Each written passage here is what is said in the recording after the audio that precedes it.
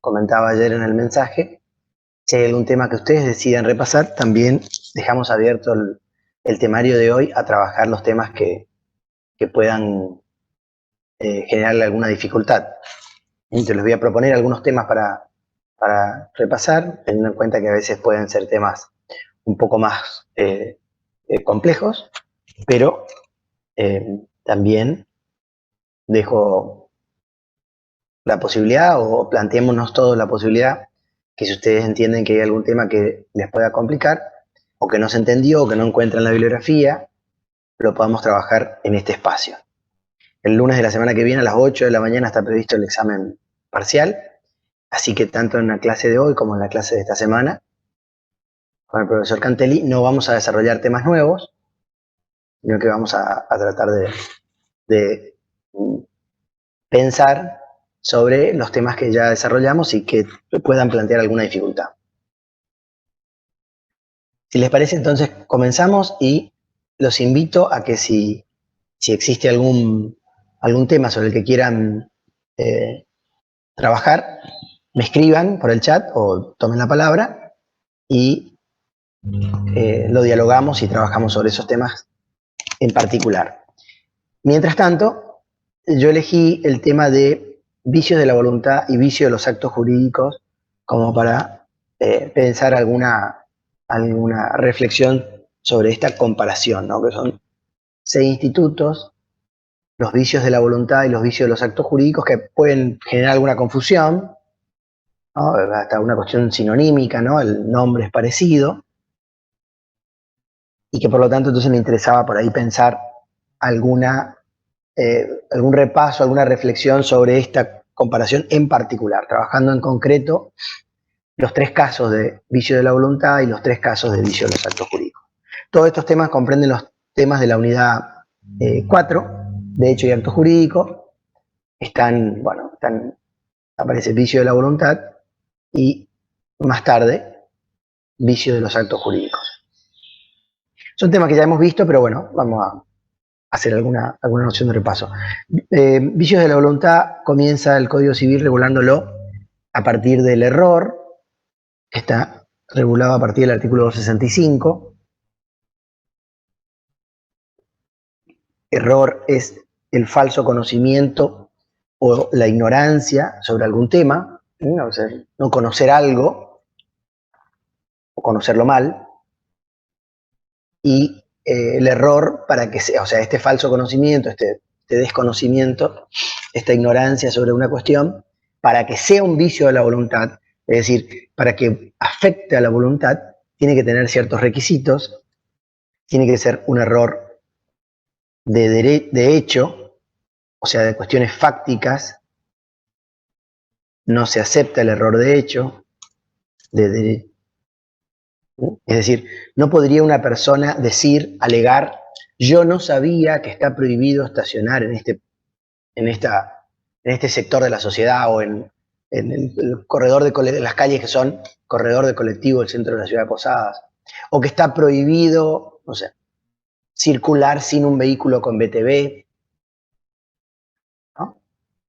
El error en la ley no es una excusa para el cumplimiento de la ley. Hay una premisa, una ficción, que es que si la ley se presume conocida, si se aceptara que las personas pudieran decir, yo no sabía que en la Argentina está prohibido tal o cual cosa, o que la ley dice esto o aquello, pues entonces sería muy fácil vulnerar la ley. El sujeto directamente diría, yo no sabía que esto era obligatorio y entonces no lo cumplo. Por eso que el error, para que sea vicio de la voluntad, como ignorancia, como falso conocimiento de algo, no puede recaer sobre el error de la ley. El error de la ley no es excusa. Aunque yo no conozca, ¿no?, ignore una determinada norma legal, esa norma legal igualmente es obligatoria respecto de mí.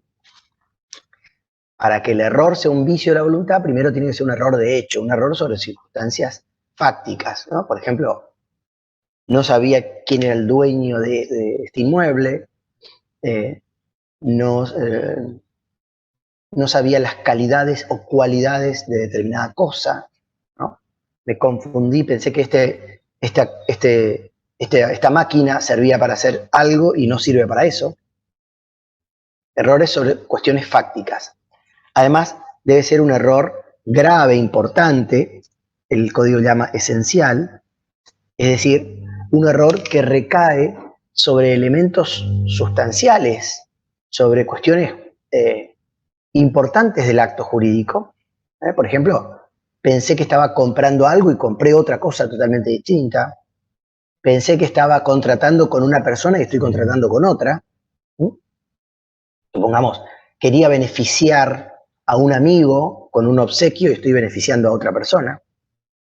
Error en el objeto, error en la persona, error en las calidades o cualidades de la cosa, ¿no? Estoy comprando un artefacto, una máquina que creo que me sirve para algo, pero no cumple esa función.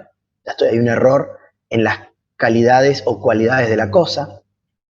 El error tiene que ser esencial. Si fuera un error menor, si fuera un error accidental, un error sobre una cuestión accesoria de la cosa, no es un vicio de la voluntad, ¿no? Puede haber una cuestión de incumplimiento, pero no hay un vicio de la voluntad. Supongamos que compro una impresora que yo creo, o yo pensaba, o inclusive me han informado, que imprime, supongamos, 100 páginas por minuto. No imprime 100 páginas, imprime 95, 90. Bueno, este error no es un error sobre una cuestión esencial de la cosa o del acto, y por lo tanto no es un vicio de la voluntad. Y por último, a estos dos requisitos, para que el error se transforme en un vicio de la voluntad, debe ser un error reconocible por la otra persona que contrata con la que tiene el error, con la que tiene esa ignorancia. Es decir, el error tiene que haber sido advertido por la otra persona. ¿Esto qué quiere decir? Si la persona contrata, ¿no?, o con ignorancia, con un error, con un falso conocimiento de algo, pero el que contrata con esta persona que ignora el hecho esencial de la cosa, no se puede dar cuenta que hay un error, no podía advertir que se estaba cometiendo un error. Este error no va a afectar el acto, porque el que está contratando sin error no pudo darse cuenta, es de buena fe, no puede evitar que el otro caiga en error porque es de buena fe. Supongamos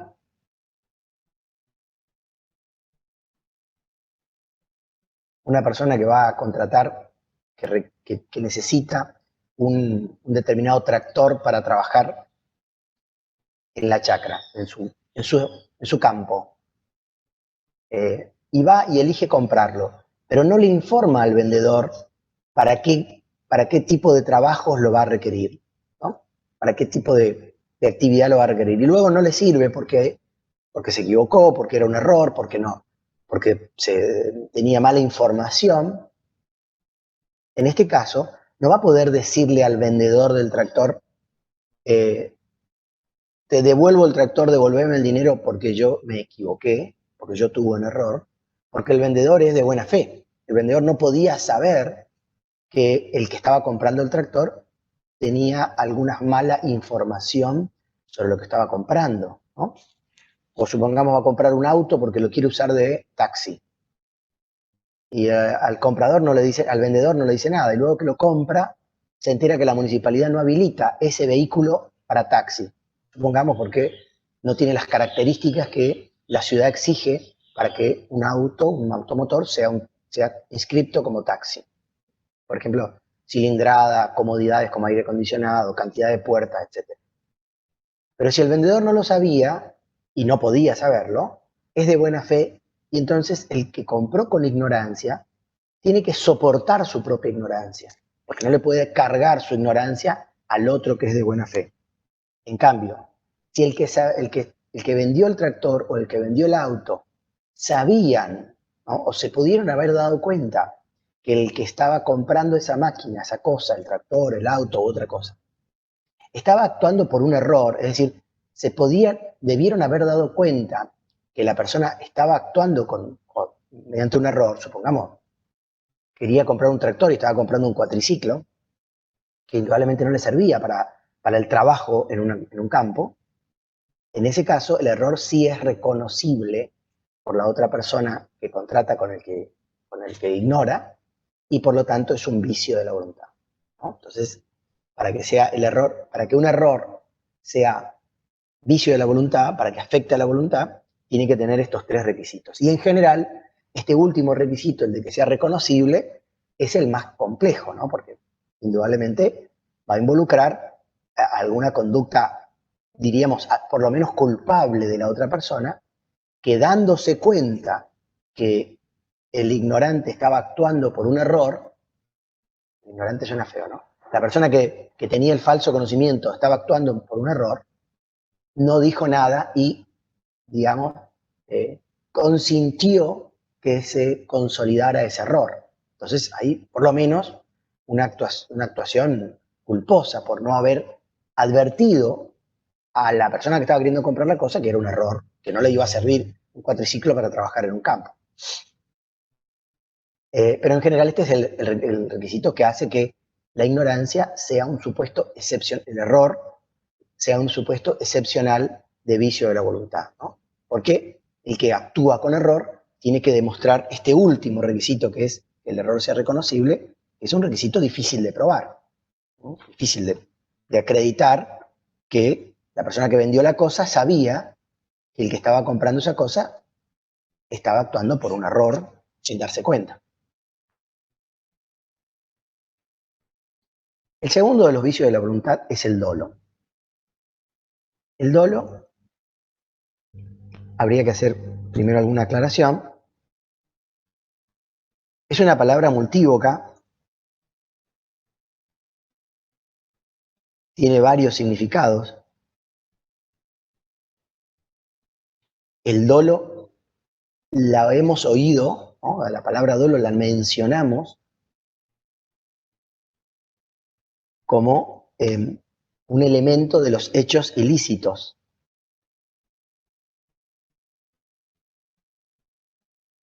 Si ustedes recuerdan, cuando clasificamos los hechos humanos, hablamos de hechos voluntarios e involuntarios, y los hechos voluntarios pueden ser lícitos o ilícitos. Y los hechos ilícitos pueden ser de dos tipos. Los hechos ilícitos cometidos con culpa, cuando la persona no quiere producir el hecho ilícito, pero ocasiona el hecho ilícito por actuar de manera negligente, de manera imprudente, a esos hechos ilícitos llamamos cuasi delitos, y otros hechos ilícitos que son aquellos en los cuales el sujeto actúa a sabiendas, exprofeso, a propósito. El sujeto quiere causar el hecho ilícito, son lo que llamamos delito. Esa actuación a sabiendas o con conciencia del hecho ilícito llamamos dolo, ¿no? El dolo es un elemento del delito, es una característica del delito como hecho ilícito. Es actuar a propósito, realizar el hecho ilícito con conciencia. Esta noción de dolo, la que vamos a usar como vicio de la voluntad, tiene otro significado.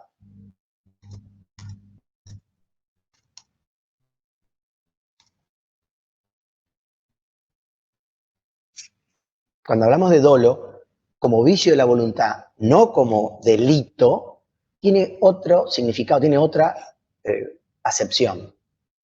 El dolo como vicio de la voluntad es el engaño, la mentira, afirmar algo que no es cierto o esconder lo verdadero para que el engañado realice un acto jurídico.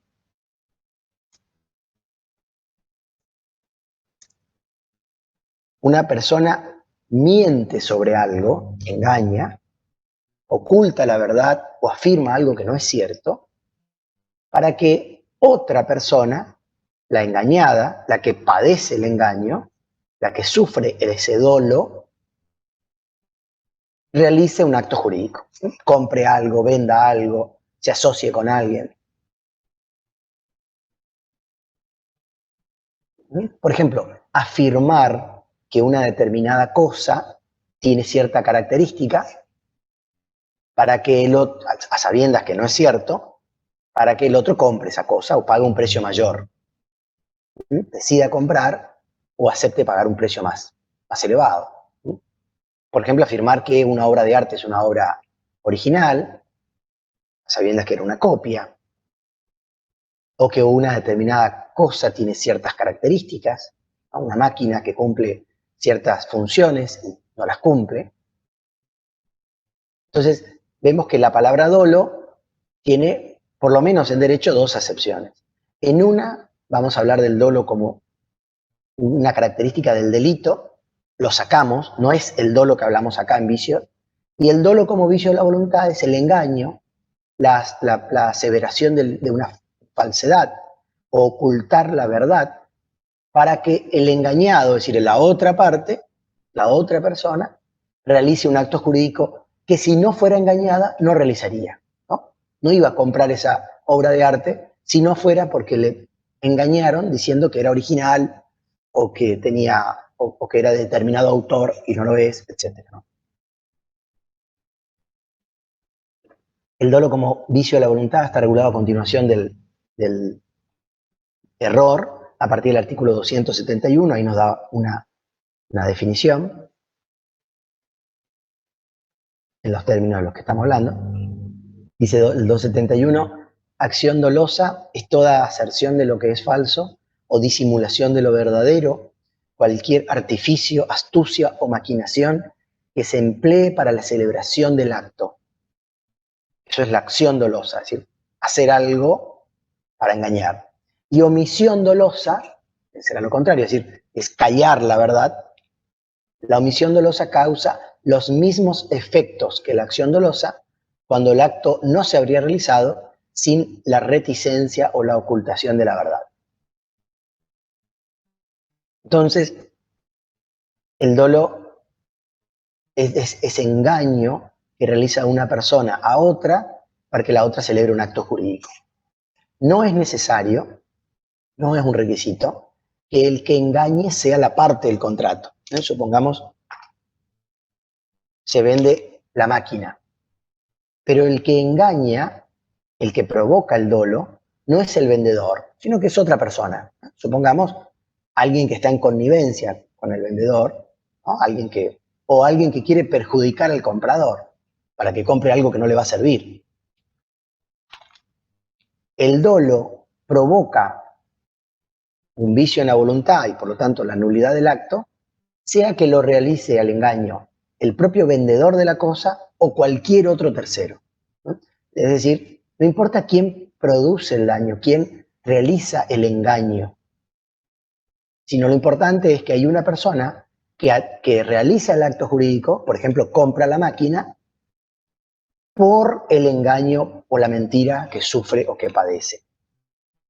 Entonces, esto es una ventaja para el engañado, por decirlo de una manera, porque no importa quién lo engañe, si sufre un engaño y contrata por esa mentira, por ese engaño, puede pedir el vicio de la voluntad y por lo tanto dejar sin efecto el contrato, pedir la nulidad del acto jurídico. Ahora bien, no cualquier engaño, ¿sí? No cualquier mentira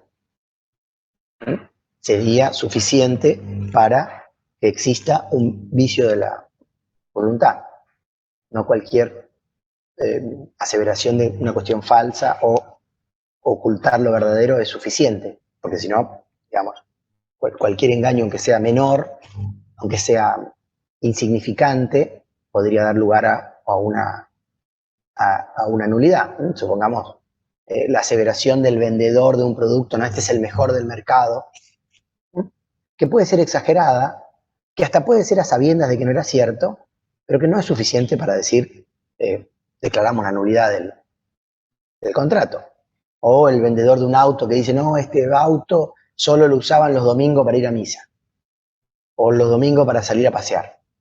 Y en realidad lo usaban más, pero no parece ser un engaño suficiente, una mentira tan importante para provocar la nulidad. Por eso es que el dolo tiene 4 requisitos. El dolo tiene que ser grave. Esto quiere decir debe ser sobre un elemento, debe ser un engaño, una mentira, sobre un elemento importante del acto jurídico, es decir, sobre una cuestión y trascendente del acto jurídico, ¿no? Las características de la cosa, los efectos, las funciones de la cosa, etc. Podríamos decir que este requisito de que es grave se asemeja al requisito de que el error debe ser esencial, ¿no? Tiene características similares, es decir, no puede ser un engaño sobre una cuestión menor o una cuestión insignificante o no tan relevante. Tiene que ser un engaño sobre un aspecto importante del acto jurídico. El error, además, perdón, el dolo debe ser determinante. Esto quiere decir que la persona que contrata, la persona engañada, elige realizar el acto jurídico en virtud del propio engaño, en virtud de la mentira. Si no hubiera sido engañada, no contrataría esa cosa. No hubiera comprado el cuadro si no fuera porque creyó en el engaño de que era un cuadro original o que era un cuadro de determinado autor. No hubiera comprado el auto si no hubiera tenido el engaño de que el auto estaba en determinadas condiciones. Por ejemplo, si le engañan de que tiene el motor nuevo y no es cierto, o que tiene determinadas prestaciones y no son verdad. Es decir, la mentira tiene que haber sido lo que determinó, como dice la palabra, la voluntad del engañado a realizar el acto jurídico. Entonces, la persona contrata porque fue engañada. El dolo ha de ser además dañino, es decir, tiene que causar un daño. Esto quiere decir que la persona engañada paga más caro de lo que vale la cosa, o lo vende más barato de lo que vale, sufre un perjuicio patrimonial en virtud de esa mentira. El engaño tiene que provocar un desmedro en el patrimonio, un perjuicio en el patrimonio del sujeto que padece el engaño o la mentira. Tiene que causar un daño. Pensando en daño, un perjuicio en el patrimonio, un detrimento del patrimonio. Y por último, no tiene que ser recíproco. Es decir, tampoco la víctima del engaño no tiene que haber engañado al otro, ¿no? Entre tramposos no hay protección de la ley.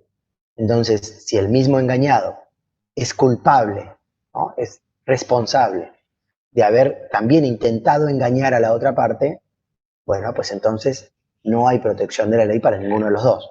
No va a poder decir uno, bueno, a mí me engañé, yo engañé, pero el otro me engañó más a mí.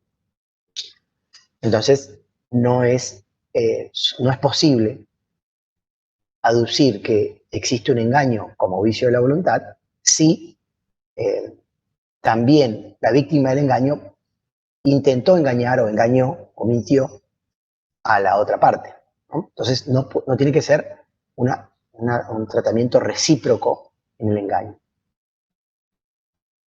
Por último tenemos la violencia, que está regulada en el Código Civil a continuación. Tiene solamente tres artículos, pensé que eran dos, pero tiene solo 3 artículos a partir del artículo 276. La violencia es otro de los vicios de la voluntad. La violencia asume 2 formas. La violencia puede ser una violencia física, ¿no? Una violencia material, es decir, de contacto, o una violencia moral, o también llamada intimidación.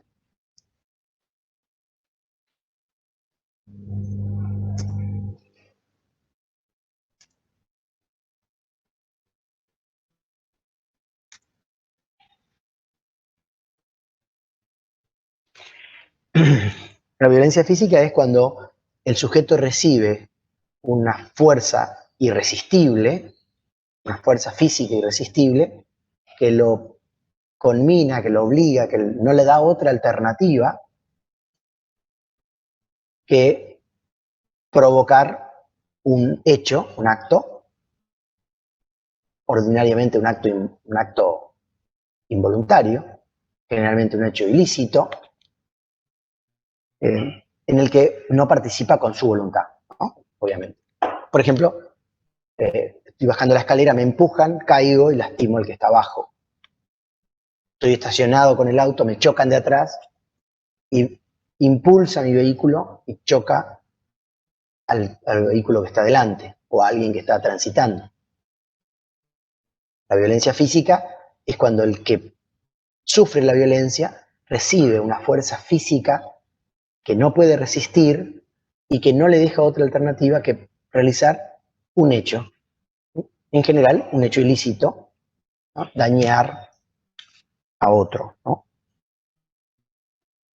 La violencia moral o intimidación, más compleja, es cuando la persona que sufre la violencia recibe una amenaza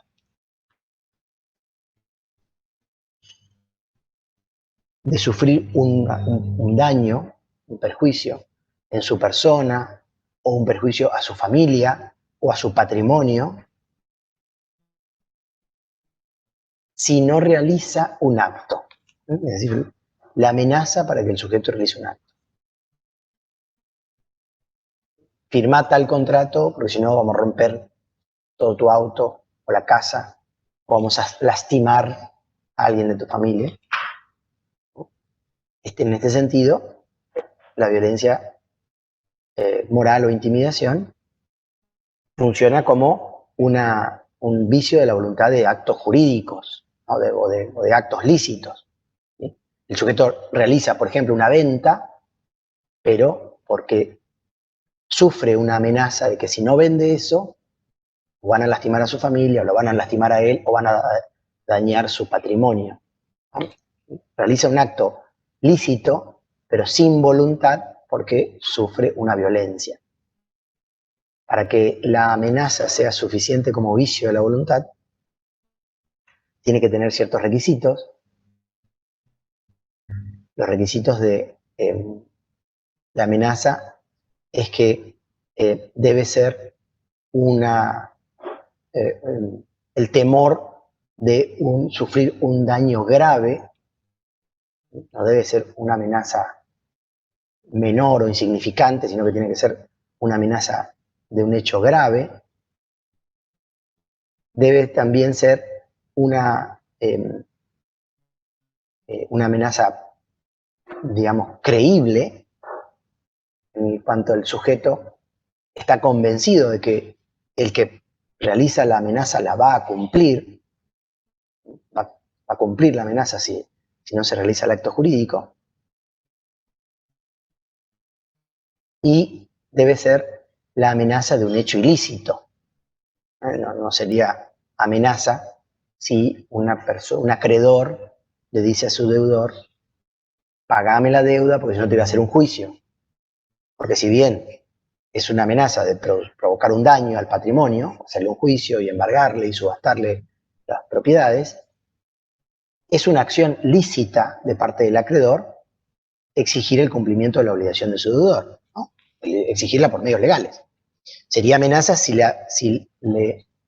lo conmina o lo amenaza de realizar un hecho ilícito, ¿no? Por ejemplo, paga o vamos a provocar vamos a destruir tu auto, ¿no? Vamos a lastimar a tu familia, a tus mascotas. Pero si fuera de un hecho lícito, no es amenaza.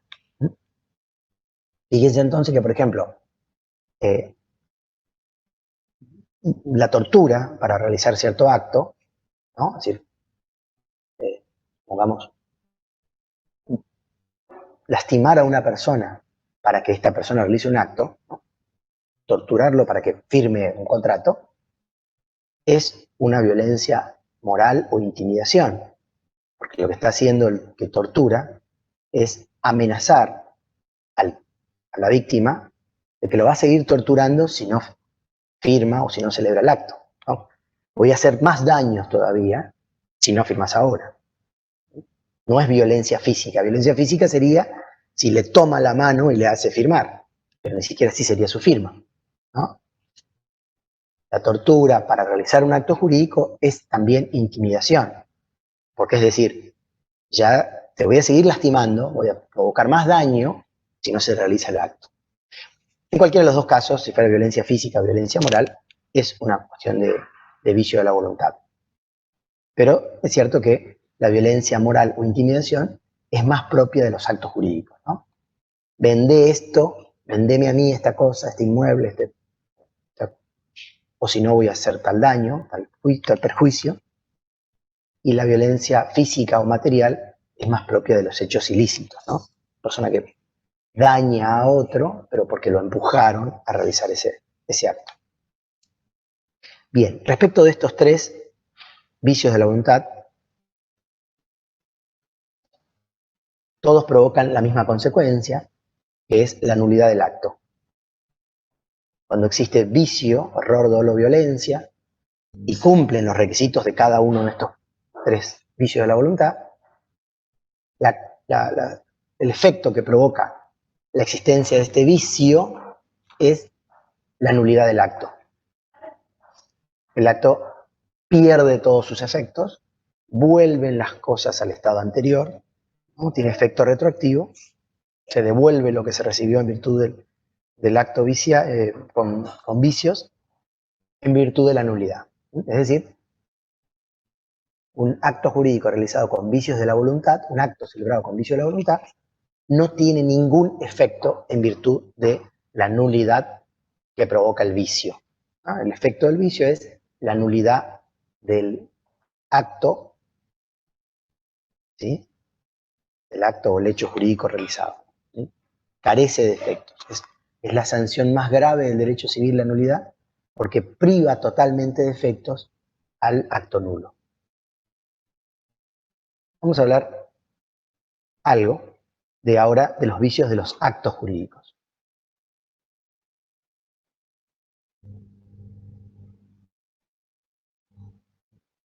Lesión, simulación y fraude.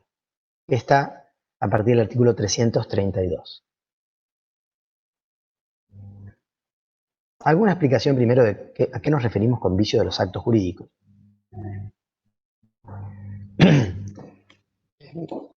Cuando clasificamos los hechos y actos jurídicos hablamos de que los hechos jurídicos pueden ser humanos o naturales, los humanos pueden ser voluntarios o involuntarios.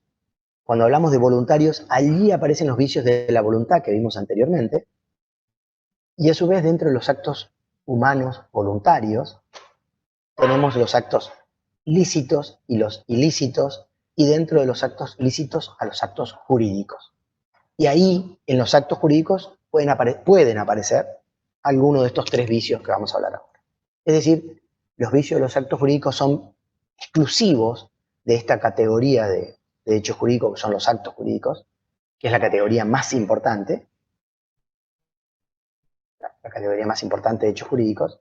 En cambio, los vicios de la voluntad son genéricos y se aplican tanto a los actos lícitos como a los ilícitos. En cambio, estos tres vicios que vamos a ver ahora, que son vicios de los actos jurídicos, solamente se aplican a los actos jurídicos, que son, como vimos recién, siempre actos lícitos. Por eso es que los trabajamos distintos, ¿no? Entonces, los vicios de la voluntad afectan a todos los actos voluntarios, lícitos, ilícitos, delitos, cuasidelitos, actos jurídicos, simples actos, todas esas categorías. En cambio, los vicios de los actos jurídicos que vamos a ver ahora solamente pueden configurarse dentro de la categoría exclusiva de actos jurídicos. Por eso es que algunos autores llaman, por ejemplo, vicios propios de los actos jurídicos, remarcando esta idea de que solo en esta categoría se puede dar alguno de estos tres vicios. Los vicios son lesión, simulación y fraude. Vamos a decir algunas palabras brevemente sobre estos tres vicios de los actos jurídicos. Lesión de los actos jurídicos es cuando una de las partes en un acto jurídico se aprovecha de una situación de vulnerabilidad o de inferioridad de la otra y en virtud de ese aprovechamiento obtiene una ventaja excesivamente desproporcionada. Entonces, vamos a ver que tiene tres requisitos. Primero es la vulnerabilidad de la víctima de la lesión. Por ejemplo,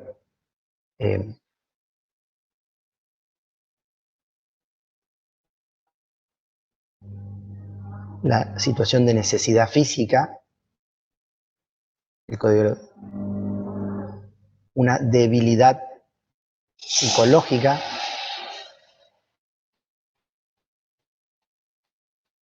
o la inexperiencia en la materia. Estos tres supuestos están mencionados en el Código Civil y Comercial.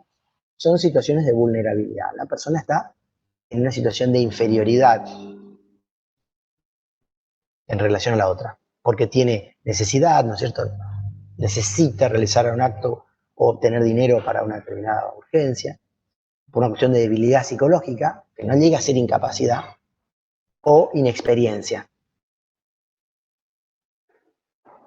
El segundo elemento es el aprovechamiento.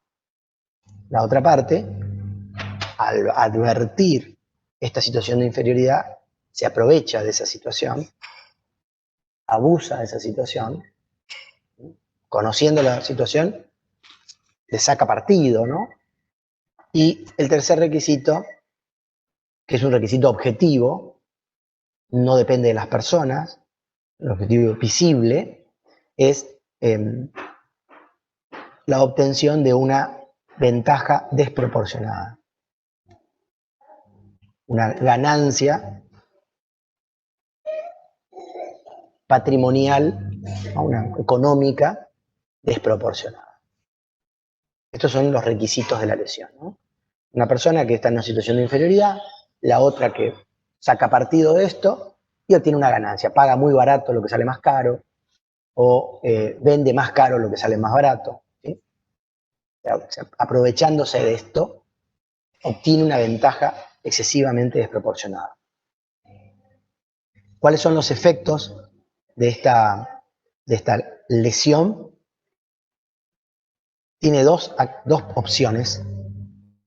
Se puede pedir la nulidad, vuelve todo para atrás, o también puede pedir el reajuste económico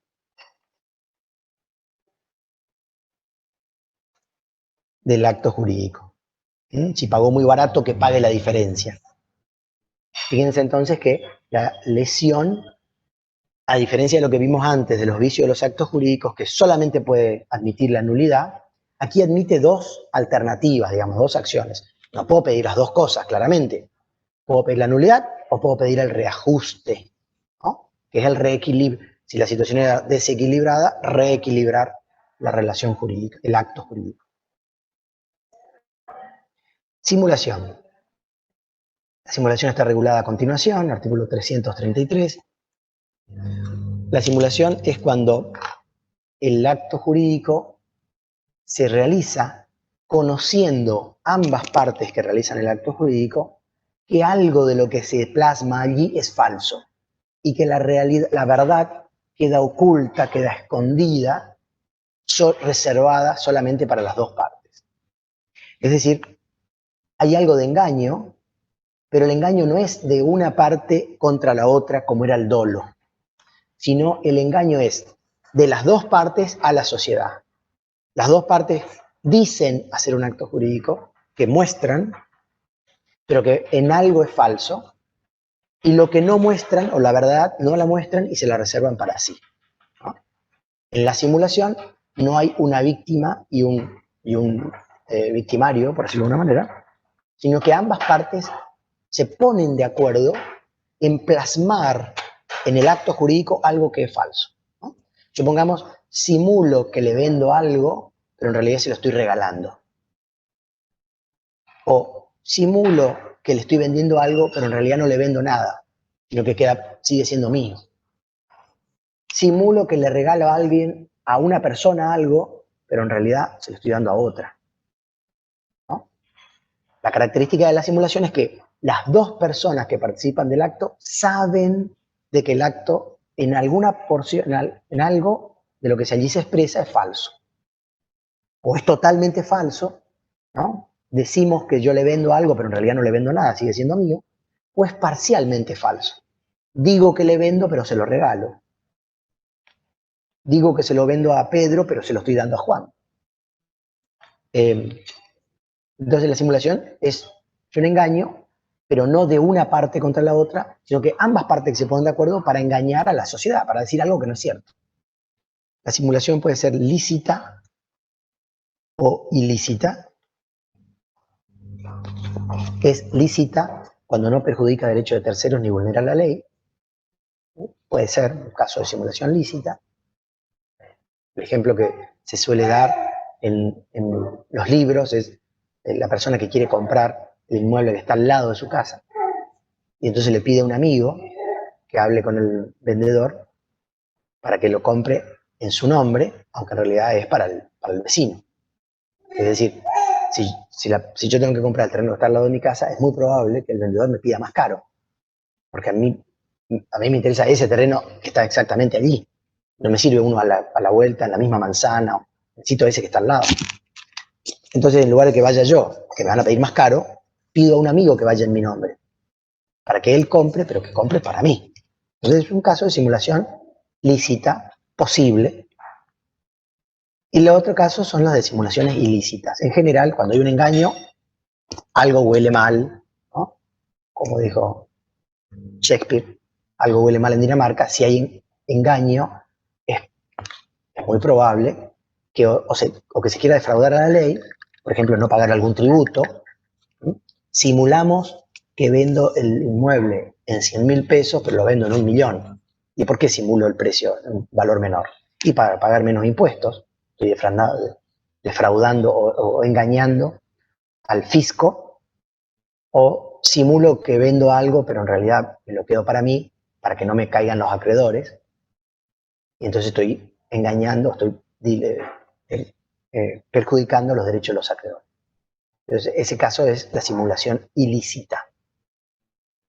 Si la simulación es ilícita, la sanción es la nulidad del acto simulado, el acto falso. El acto falso no tiene efectos y lo que vale es el acto verdadero. Es decir, si se puede probar que existe una simulación, la consecuencia es la nulidad. ¿Cómo se prueba la simulación? Se prueba con cualquier medio de prueba, aunque la prueba más importante es el contradocumento.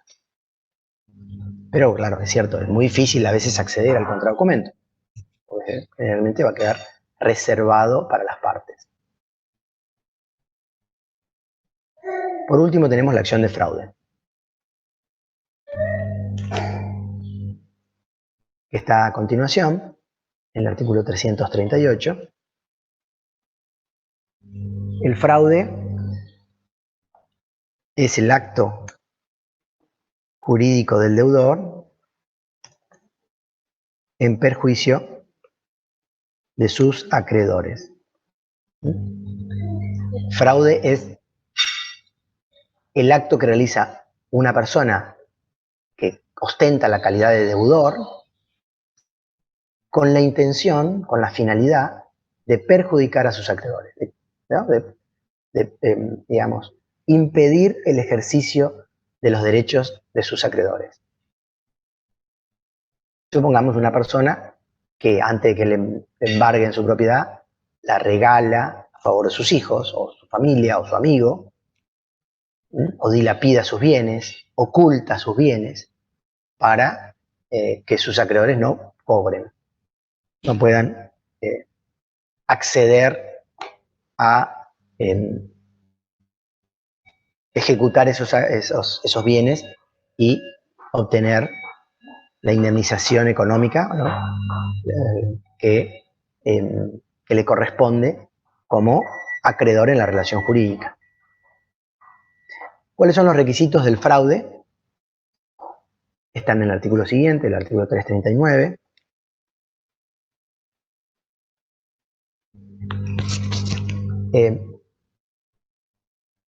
El primer requisito es que el crédito tiene que ser anterior al acto impugnado. El crédito del acreedor debe ser anterior al acto fraudulento, es decir, supongamos, la persona regaló el inmueble a sus hijos y luego, después de esto, sacó un crédito en el banco. El banco no podría atacar por fraudulento la donación a los hijos, porque es anterior al crédito, ¿no? Es decir, cuando tomó el crédito, ese inmueble ya no pertenecía al patrimonio del deudor. Por lo tanto, el banco no va a poder actuar. Si en cambio es a la inversa, es decir, primero tomó el crédito y luego regaló el inmueble a sus hijos, o a su familia, o a su amigo, entonces sí, el acto puede ser tachado de fraudulento. El segundo requisito es que este acto, el acto fraudulento, el acto jurídico fraudulento, ocasiona la insolvencia del deudor, es decir, el acreedor no tiene de dónde cobrar su crédito por culpa del acto fraudulento. Por ejemplo, vamos al mismo ejemplo recién. La persona toma un crédito en el banco, después dona un inmueble a sus hijos, pero además de ese inmueble que donó, tiene otros inmuebles, tiene campo, tiene autos, tiene crédito, tiene plazo fijo. No podría el banco alegar o reclamar el fraude de esa donación a los hijos, porque el sujeto sigue siendo solvente, tiene otros bienes con los cuales pagar. Entonces el banco no tiene interés, o no debería, no tiene legitimación, no tiene acción para poder pedir el fraude de esa donación. Para que pueda pedir el fraude tiene que ser una persona que transfirió o donó el único bien con el que se podía cobrar el acreedor, ¿no? Y por último, si el acto es oneroso,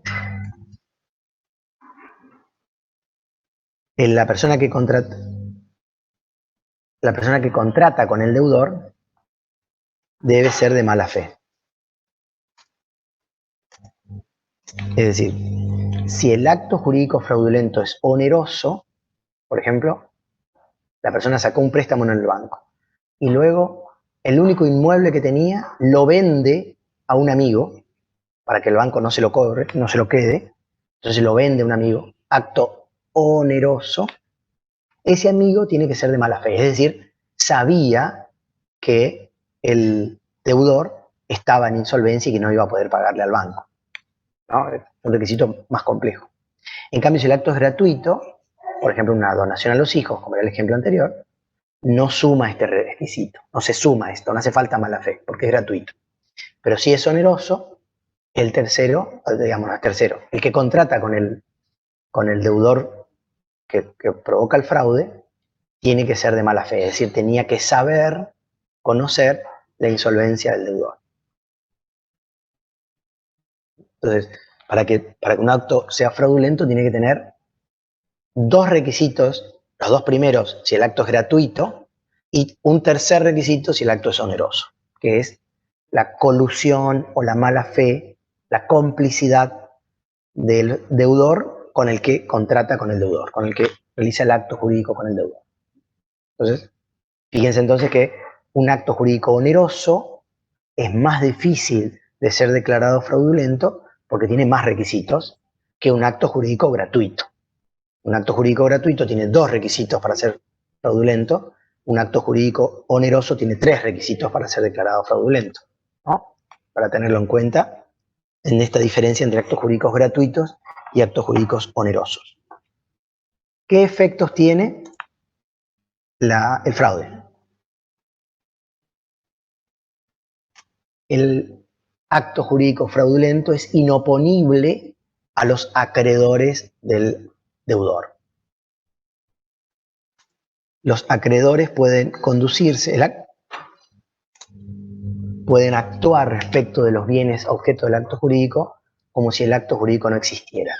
¿Qué diferencia habría entre inoponibilidad y nulidad, ¿no? La diferencia es que el acto jurídico nulo no tiene ningún efecto para nadie. El acto jurídico nulo vuelve todo para atrás, no provoca ningún efecto, ¿no? No existe, digamos, no existe, no voy a decir, no provoca ningún efecto y cualquier persona cualquier persona, las propias partes u otros terceros, van a poder reclamar que todo vuelva a la situación en que estaba antes del acto jurídico nulo. La nulidad fulmina el acto jurídico, lo hace desaparecer el acto jurídico y vuelve todo para atrás. La inoponibilidad, en cambio, es un efecto jurídico en el cual el acto es válido, el acto cumple sus efectos, pero no tiene efecto respecto de algunas personas.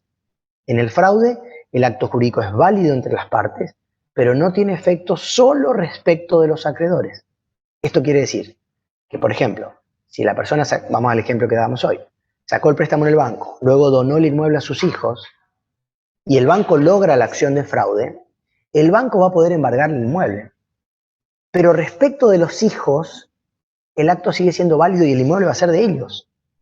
No va a poder pedir el deudor que le devuelvan el inmueble por el fraude, sino que el acto sigue siendo válido, el acto cumple sus efectos, solo que carece de efectos para la persona al cual la ley le da esa protección de la inoponibilidad.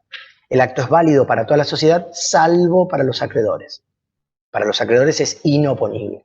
Entonces, la inoponibilidad tiene un efecto, digamos, de menor entidad, de menor fortaleza que la nulidad. La nulidad desaparece el acto jurídico y nadie puede pedir que ese acto jurídico tenga algún efecto. La inoponibilidad, en cambio, el acto en principio es válido, cumple sus efectos, solo que no tiene efectos respecto de las personas a las cuales la ley protege con la inoponibilidad, ¿no? En el caso del fraude, los que pueden reclamar la inoponibilidad del acto jurídico son solamente los acreedores, ¿no? Entonces, fíjense que si bien cuando hablamos de vicios de la voluntad, el efecto era la nulidad para cualquiera de los tres vicios de la voluntad, cuando hablamos de los vicios de los actos jurídicos, vemos que tienen efectos distintos. La lesión tiene nulidad o reajuste, la simulación tiene por efecto la nulidad cuando es ilícita y el fraude tiene por efecto la inoponibilidad del acto. Entonces fíjense cómo va mutando los efectos que va a provocar el acto jurídico con algún vicio. Bueno, este era un poco el contenido que pensaba compartir con ustedes hoy. El día jueves, en la clase del profesor Cantelli, también vamos a hacer una clase de repaso, porque, bueno, no vamos a avanzar con temas nuevos, ya que estamos a muy pocos días del examen parcial. El lunes que viene, a las 8 de la mañana, es el examen parcial, que va a ser escrito. La profesora Kloss va a preparar el cuestionario. Si existe algún tema que genere alguna duda para el día jueves, los invito a que se lo comenten al profesor, se lo consulten, se lo planteen. Me parece que es importante que, más allá de que nosotros podamos elegir algún tema para repasar, que ustedes también puedan plantear sus dudas. Acá me pregunta Cristian si es por escrito o tipo multiple choice. Es multiple choice, pero bueno, lo que quería decir es que es por escrito, pero con la metodología de multiple choice, es decir, ustedes tienen que seleccionar la respuesta correcta y el examen se corrige automáticamente. Y si de todas maneras, para la clase del jueves, por el tema que fuera, no pueden plantear alguna duda que surge posteriormente, supongamos que luego de la clase del jueves ustedes tienen alguna duda, pueden escribirnos un correo y vamos a tratar de responder antes del examen del lunes, ¿no? Cuanto antes lo escriban, más tiempo van a tener de poder repasarlo. Me pregunta Cristian si estará disponible en ejercicios. ¿Va a estar disponible en ejercicios? Sí, va a ser igual que los que cursaron el cuatrimestre anterior. Les vamos a enviar igualmente el enlace con tiempo para que puedan acceder directamente a través de en este caso es el aula virtual. El examen, ¿cuánto va a durar? Supongo que va a durar lo mismo que duró el examen del primer cuatrimestre, que fueron 2 horas. Eh, con respecto a la pregunta sobre si va a ser con cámara, entiendo que sí, aunque les vamos a avisar y bueno, va a haber consideración, veremos cómo lo vamos a, cómo lo van a, cómo lo vamos a resolver aquel que tenga alguna dificultad con la cuestión tecnológica, pero en principio nos conectamos todos a través de esta plataforma, estamos todos presentes en esta plataforma, en Webex, y en el aula virtual la profesora les va a habilitar a partir de las 8 de la mañana el acceso a los ejercicios del examen. Entonces, se van a tener que estar conectados a la plataforma y además ingresan al aula virtual para poder hacer los exámenes, ¿no? Bien, quedo a disposición a través del correo por las consultas y bueno, los invito a pensar si algún tema plantea alguna dificultad para que lo charlen con el profesor Cantelli en la clase del día jueves. Nosotros en principio nos vemos el lunes, el día del examen, y si tienen dudas, bueno, pueden escribir un correo. Hasta el lunes.